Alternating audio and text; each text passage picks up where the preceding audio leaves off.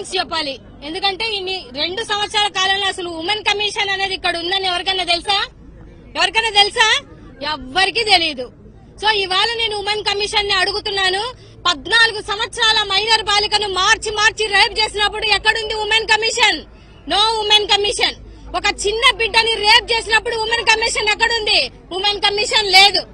ఒక minor బాలికని rape చేసి కత్తితో కోసిన రోజు ఎక్కడుంది? లేదు. ఒక దళిత మహిళని రోడ్డు మీద తీసుకొని వచ్చి కొట్టిన రోజు ఉమెన్ కమిషన్ ఎక్కడికి వెళ్ళింది? లేదు.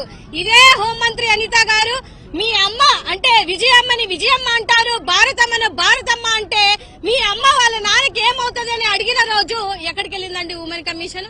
ఇవాళ ఇంత నిసిగ్గుగా అడ్డగోలుగా మాట్లాడినటువంటి చింతమనేని రజనీ గారి కోసం మాట్లాడారు కదా, ఏమైంది మీ మేకప్ మంత్రి అని?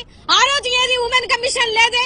ఇవాళ మీరు ఎంత నిసిగ్గుగా పనిచేస్తున్నారు. ఒక మహిళ అయ్యుండి నేను అడుగుతున్నాను ఉమెన్ కమిషన్ చైర్మన్ గారిని, నా పక్కన ఉన్నటువంటి చైర్మన్ ని కారుతో గుద్ది అద్దాలు పగలగొట్టి ఒక మహిళని కూడా చూడకుండా అడ్డగోలుగా బూతులు మాట్లాడిన రోజు మీరు ఎక్కడ నిద్రపోతున్నారని అడుగుతున్నాను. ఒక్క విషయం గుర్తుపెట్టుకోండి, మీరు మర్చిపోయినా కూడా జగన్మోహన్ రెడ్డి గారు మర్చిపోరు. జగన్మోహన్ రెడ్డి గారిని, భారతమ్మని, వాళ్ళ పిల్లల్ని, విజయమ్మని అడ్డగోలుగా మాట్లాడినటువంటి హోంమంత్రి అనిత గారికి చెప్తున్నాను, ఎట్టి పరిస్థితుల్లో మీరు ఆమెని పిలిపించి సారీ చెప్పించకపోతే రాబో సంవత్సరంలో మా ప్రభుత్వంలో 2029లో ఇదే ఉమెన్ కమిషన్ ముందు హోంమంత్రిని మాత్రం నిలబెడతామని ఈ సందర్భంగా తెలియజేస్తూ, అదే విధంగా అమర్ గారు లాయర్ని కూడా లోనికి రానికున్నారంటే ఏంది మీ రెడ్ బుక్ రాజ్యాంగం అనేది ఒకసారి గమనించుకొని ఇప్పుడు లాయర్ గారు ఎందుకు ఆమెని బయటికి పంపించారనేది ఆవిడ క్లియర్ గా ఆవిడ మాటలతో ఎక్స్ప్లెయిన్ చేస్తుంది, వినండి.